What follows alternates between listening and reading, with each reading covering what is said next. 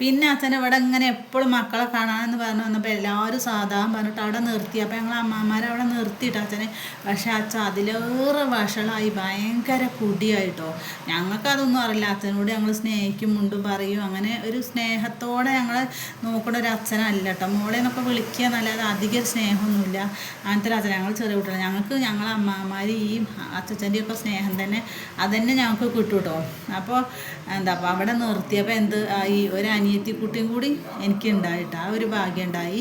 ഒരു അനിയത്തിക്കുട്ടി ഉണ്ടായി. പിന്നെ അച്ഛൻ ഭയങ്കര കുടിയായപ്പോൾ അച്ഛനായിട്ട് ഒക്കാഞ്ഞപ്പോൾ അച്ഛന് ഒത്തിരി കുടിക്കും. അപ്പോൾ ഒക്കാഞ്ഞപ്പോൾ പിന്നെ അച്ഛനെ വീണ്ടും അവിടുന്ന് പറഞ്ഞയക്കുകയാണ്. ഒരുപാട് എൻ്റെ അമ്മമാർ ശ്രമിച്ചു നോക്കി നന്നാക്കാം. പക്ഷേ എൻ്റെ അച്ഛൻ നന്നായില്ല. കുടി മൂത്ത് അപ്പം എൻ്റെ അച്ഛനെ അവിടുന്ന് പറഞ്ഞയച്ചു കേട്ടോ.